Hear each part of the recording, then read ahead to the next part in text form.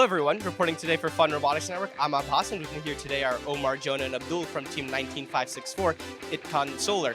They were the winning Alliance first pick at the Jackson Division at your Houston World Championship, currently ranked second, undefeated at the Multinational Tech Invitational. Just one of the most specialized close zone robots in this DECODE season. I can't wait to jump into all of the hardware, fantastic iteration process, and really, really simple but very effective software coming up on this Behind the Bot.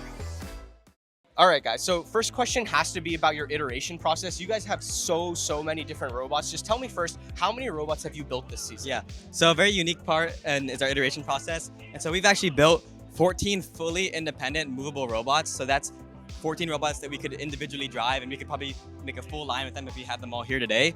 And so we do this by our very quick iteration process, which uses the simplicity of our robots. So for example, we're using just base channels on most of our pieces, and it's a singular plate on the outside, a singular 3D print holding in our wheels, and then two very simple inner plates with just directly driven and then gear or sprockets on the transfer, and a directly driven shooter with a static hood. Just to by keeping the robot simple, it means that we can iterate it on a lot. So like before Worlds, we were iterating like 50 hoods, I think, just because we could very easily print it and just put it on with the meaning like 6 screws. And I think at our peak, since the robots are so simple and so fast to build, we were able to just like, I think in around a week, we were able to get 3 fully built robots out. This helps us prototype a lot of our mechanisms, especially our the diverter and our shooter, which require a lot of work. Yeah, talking specifically about materials, I know you guys are using that SRPP this season. Have you been using it for a couple seasons? What is your advice to teams who want to use this material? Any tips or tricks you have regarding it? Yeah, so this is our first season that we used the Swift SRPP material. And so we actually found a lot of good success with it, because before we would use like Delrin or like acetal, and we found that that was a bit more brittle and also a bit heavier. And so we could actually, by pocketing the SRPP and using a lot of channels, we have around like 5 or 6 channels on our robot, that allowed us to be able to have a high rigidity, even though SRPP might be a bit more flexible. It also allows us to pocket it, so we can have an incredibly lightweight robot, like around 20 pounds for everything. And that would basically just allow us to have this material that's super light, but also very easy to cut. So we cut all of this material in-house. So most of our robot is just 3D printing and SRPP, which we can cut in-house very quickly and get like full robots out in just a day. Yeah, talking about the thickness, is it like 3mm, 1/8 inch? What thickness? 2mm? What is this SRPP? So, and do you use different thicknesses, or everything's the same? Yeah, so we actually use 3mm. We haven't really like gone off of that. We've used 6mm before, but we just found that it's not really necessary for FTC. We don't need that level of rigidity, especially with the amount of channels we have. We can keep that level of rigidity with just the 3mm pocketing, like a very heavy pocket. Before we get to our next segment, we'd like to thank the following. Take on the DECODE season with AndyMark. FTC teams can discover great components such as AndyMark's 3-inch Mecanum wheels, programmable servos, sensors that detect distance, color, orientation, and many more solutions for your team. Find this and more at andymark.com, and count on AndyMark for the reliable service that teams expect.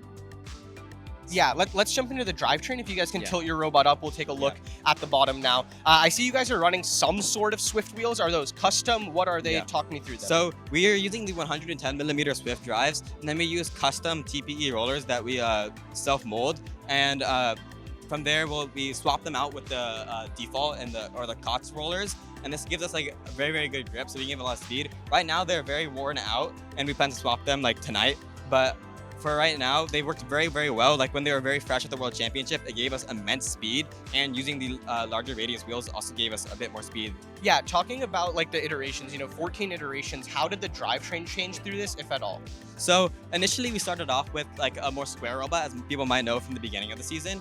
And from there, we kind of kept the same drive. We actually started off with smaller Swift wheels, and from there, we just ran with those, and the drivetrain stayed pretty simple. We do a very unique drivetrain design where we don't use parallel plates, or it's like a version of that, where we have the outer plate, but we have a 3D print that's only clamping here, opening up space in the back, like how you can see this axle and motor are just able to sit freely. And that basically, we've run through that design the entire season. The main changes we made were just making it more robust. So we make the 3D print one full continuous piece between the two. And when we switched to add the diverter in our robot, we basically just switched it so that the wheels move closer together. And around like V10, we switched to the larger wheels just for Worlds and like regionals.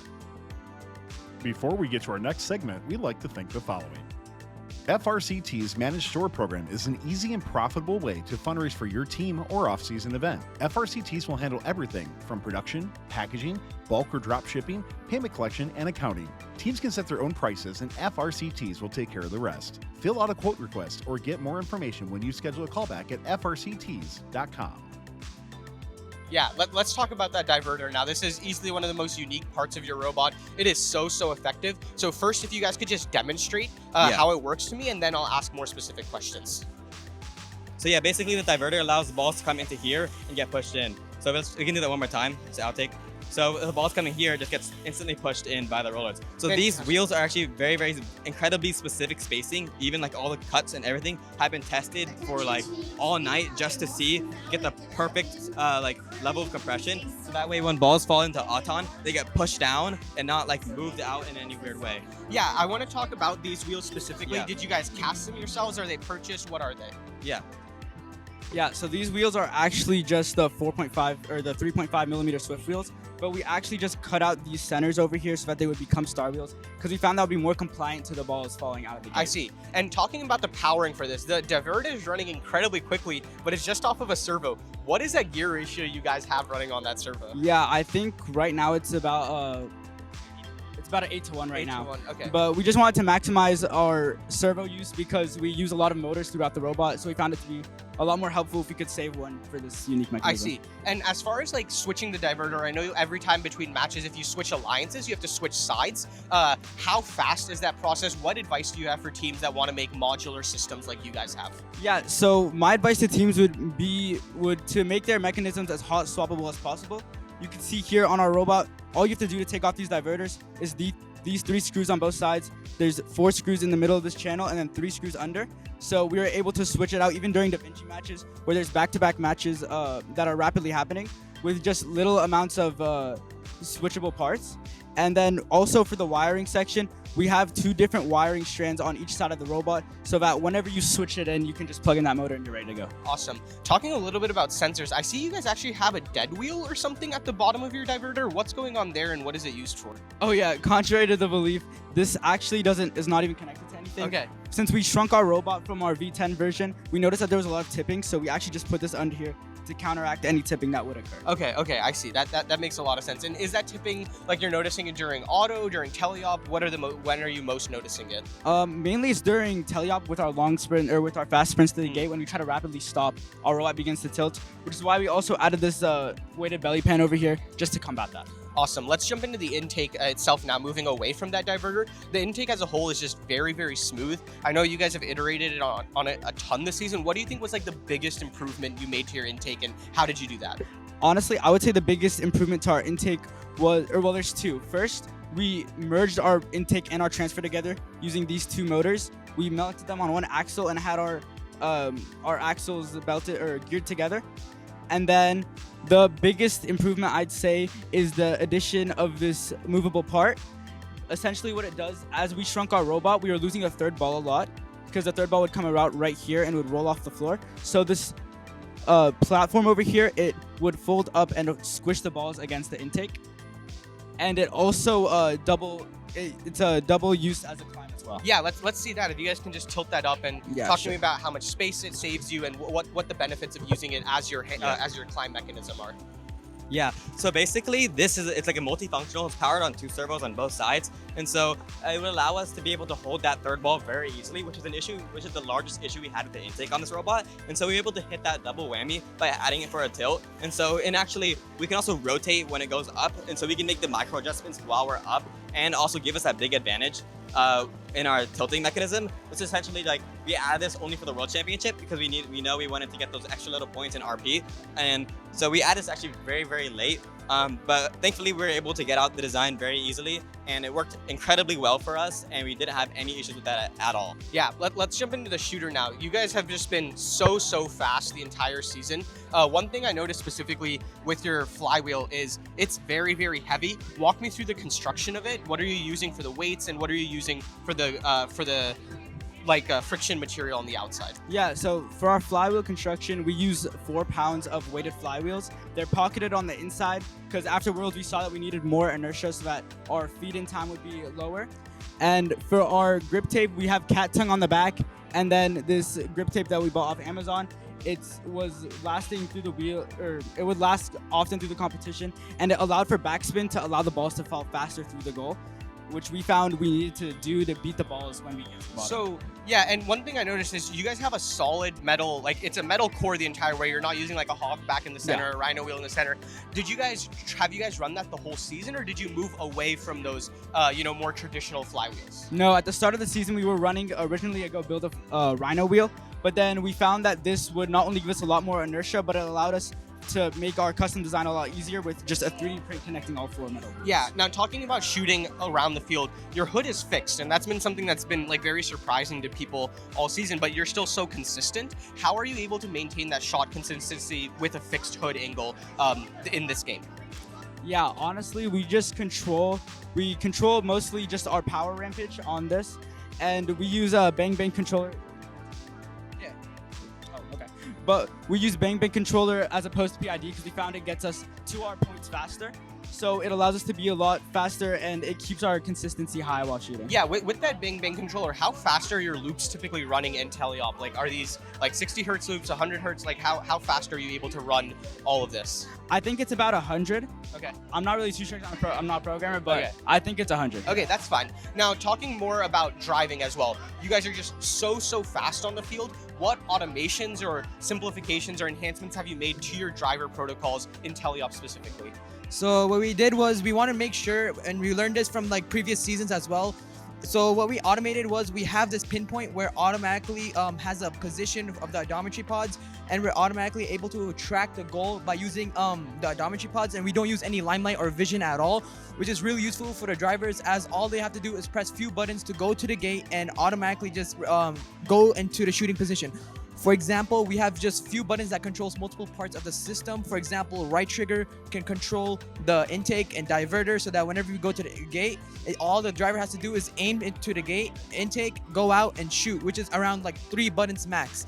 Is your driving to the gate automated, or is that manually done by the driver? That's manually done by the driver. What we tried to do was to make it automated, but due to some inefficiencies and the lack of consistency, that's why we decided to remove it. And adding on to consistency, what I think about us as a good programming team is because we like to have it simple and consistent. For example, we don't overdo with sensors, and I think the only sensor we have is the odometry pods itself, because it gives for consistency, for example, for our Auton. So we had, for example, a limelight and a voltage drop sensor, which detects the motor voltage of whenever it takes 3 balls in Auton. But due to it being less consistent, like less than 90%, we dropped the idea because we want the Auton to be consistent. As you can see, we are right now ranked #1 in Auton OPR, which is why we're really simple when it comes to programming and really consistent every time, as we do so many trial and errors. Yeah, last thing I want to ask about is auto adaptability. You guys are running a lot of different auto programs. They seem to really always work well with the partner.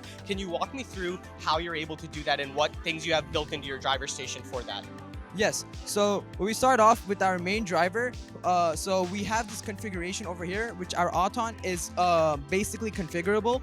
So we have a lot of different types of FAR partner Autons where they want to have a different path. For example, if they want to only cycle back and forth from human player station. So we make sure we have a configurable Auton where we can do 27 piece from close, 24 piece from close, or 21 piece from close, which is easily adaptable for any type of FAR team possible, as we are like a close bot. So for pathing, what are you guys using? Is this Pedro pathing, Roadrunner, something custom? What do we have going on here? We are using Pedro pathing. So what we use is a Pedro pathing visualizer where we map out our location and points. From there, we use Android Studio to make the Pedro pathing autonomous thing. And then with that, we have the configurable Auton where the driver can press any buttons during initialization so that they can make sure that we are compatible for any FAR robot no matter what, which is why we have a very consistent Auton. Awesome. ITKAN Solar, thank you guys so much. This has just been such a fantastic interview. Every single season you build so fast robots, and I'm really glad we could take a deep dive into it on Behind the Bot. Reporting for Fun Robotics Network, I'm Ab Hoskins. This is Team 19564, ITKAN Solar. Thank you. Thank you. Thanks for watching. Don't forget to like, subscribe, and click the bell to stay up to date on future fun videos. FRCT's Managed Store program is an easy and profitable way to fundraise for your team or off-season event. FRCTs will handle everything from production, packaging, bulk or drop shipping, payment collection, and accounting. Teams can set their own prices, and FRCTs will take care of the rest. Fill out a quote request or get more information when you schedule a callback at frcts.com. Take on the DECODE season with AndyMark. FTC teams can discover great components such as AndyMark's 3-inch Mecanum wheels, programmable servos, sensors that detect distance, color, orientation, and many more solutions for your team. Find this and more at AndyMark.com and count on AndyMark for the reliable service that teams expect.